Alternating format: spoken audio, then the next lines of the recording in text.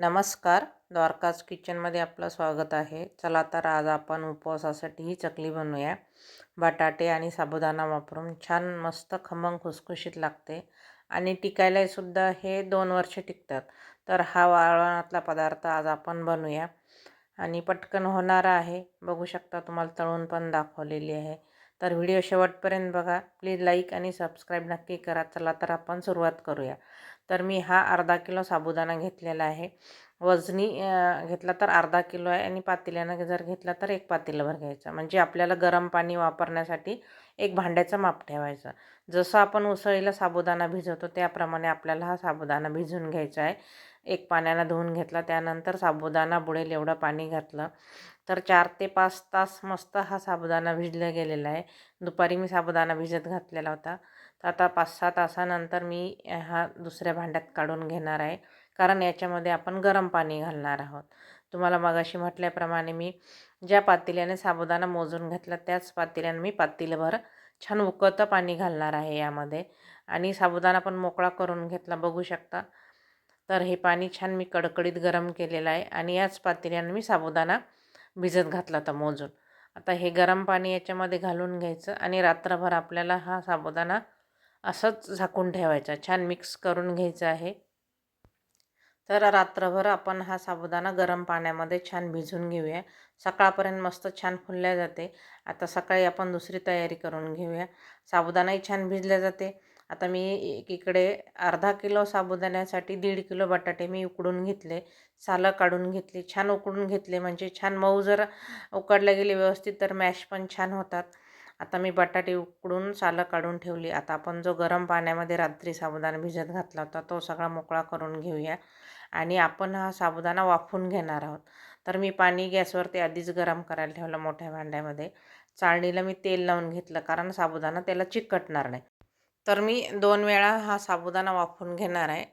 तर अर्धा आधी करणार आहे आणि अर्धा नंतर करणार आहे. तर रुंद भांडं घेतलं, त्यामध्ये मी पाणी गरम करायला ठेवलं. मध्ये एक पातेलं ठेवलं कारण आपल्याला हे थोडं उंच ठेवायचं आहे चाळणी. कारण खालचं पाणी त्याला लागलं गेलं नाही पाहिजे. तर फुल गॅसवरती हे आपल्याला 10 ते 12 मिनिट आपण साबुदाणा वाफवून घेणार आहोत. झाकण ठेवलं मी. ते झाकण ठेवतानाचा व्हिडिओ स्किप झालेला आहे.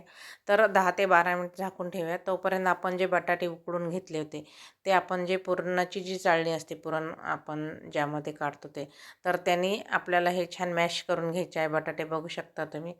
सगळे बटाटे मस्त मॅश करून घेतले आणि वरती पण आपला साबुदाणा छान वाफवला गेलेला आहे. आपण झाकण काढून बघूया. आता आपण हा साबुदाणा एका ताटामध्ये काढून घेऊया म्हणजे लवकर थंड होईल आणि जो राहिलेला साबुदाणा आहे तो लगेच आपण पातेल्यामध्ये ठेवून देऊया.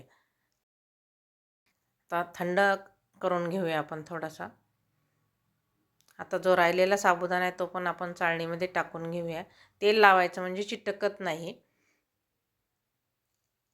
पुन्हा आपण राहिलेला साबुदाणा आता वाफवून घेऊया. झाकण ठेवूया 10 ते 12 मिनिट. तोपर्यंत आपण हे मिक्स करून घेऊया. बटाटे आणि साबुदाणा थंड झालेला आहे तो पण याच्यामध्ये टाकून घेऊया. तुम्हाला आवडत असलं तुम्ही याच्यामध्ये हिरवी मिरची घालू शकता किंवा लाल तिखट वापरलं तरीसुद्धा चालते.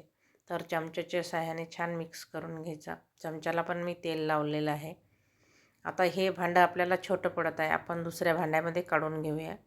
तर आपला वरती जो साबुदाणा ठेवला होता गॅसवरती तो पण छान वाफवला गेला. तो पण काढून घेऊया. गॅस बंद करूया आणि तो एका ताटामध्ये काढून घेऊया. आणि तो थंड होते तोपर्यंत आपण हे दुसऱ्या भांड्यामध्ये हे मिश्रण आपण टाकून घेऊया. तर छान थंड होत आहे तोपर्यंत आपण दुसरी आता ही तयारी करून घेऊया. आणि आधीच आपण जे साचे वगैरे वापरणार आहोत त्याला पण तेल लावून ठेवायचं, म्हणजे तयारी आधीच करायची. आता हे मोठं भांडं घेतलं मी, यालासुद्धा तेल लावून घेतलं म्हणजे भांड्याला पण जास्त आपलं हे चिकटणार नाही. तर चमच्याच्या साहाय्याने काढून घेतलं. छान साबुदाणा मिक्स केला पहिला. आता हा पण थंड झालेला आहे. आपण मिक्स करून घेऊया. आज मी तुम्हाला ही वेगळ्या पद्धतीने चकली दाखवत आहे कारण मी पहिल्यांदाच बनवत आहे. नेहमी मी साबुदाणा आणि बटाटे उकडून घेऊन असं गरम पाण्यामध्ये साबुदाणा भिजून या पद्धतीनं करायचे. आज थोडी वेगळी पद्धत आहे. मीठ घातलं, तिखट घातलं. तिखट हे खूप तिखटवालं नाही, कमी तिखटवालंच घातलेलं आहे. मगाशी म्हटल्याप्रमाणे तुम्ही हिरवी मिरची जर वापरली तर चकली छान पांढरी शुभ्र दिसते तळल्यानंतर. आणि लाल तिखट वापरल्यामुळं ते थोडीशी लालसर दिसते. तर थोडंसं मी हाताला तेल लावून घेतलं. आता आपण हे सगळं एकजीव करून घेऊया. छान मस्त एकजीव झालेला आहे. आता आपण मगाशी म्हटल्याप्रमाणे आपण जो चकली करतो आपण नेहमी दिवाळीत वगैरे, तो साचा घ्यायचा आहे आपल्याला. त्याला पण मी तेल लावून घेतलेलं आहे आधीच. चला तर आपण याच्यामध्ये मिश्रण टाकून घेऊया. तर साबुदाणा थोडा चिकट असते, त्यामुळे चमच्यालाही तेल लावायचं थोडंसं. आधीच आपण याला लावून घेतलेलं आहे आणि थोडंसं दाबून दाबून भरायचं, म्हणजे चकली आपली एकसारखी ती तुटत नाही. हवा जर गेली तर मग चकली एकसारखी येत नाही, तुटल्या जाते. चला तर आपण आता एक प्लास्टिकवरती हे टाकून घेऊया. प्लास्टिकला तेल वगैरे लावायची काही गरज नाही. असंही टाकले तरी छान वाळल्या जातात त्यावरती आणि चिटकतसुद्धा नाही. तर छान गोल गोल पाडून घ्यायचे आहे. तुम्हाला जर गोल गोल जमत नसेल तर तुम्ही सरळ सरळ जरी अशा रेषासारखं जरी हे पाडून घेतलं तरीसुद्धा ते फिंगरसारखं खूप छान लागते. बघू शकता बाजूला पण मी थोडंसं करून बघितलेलं आहे, कारण माझ्या हाताखाली छोट्या छोट्या मुली आहे, त्या पण मला मदत करत आहे.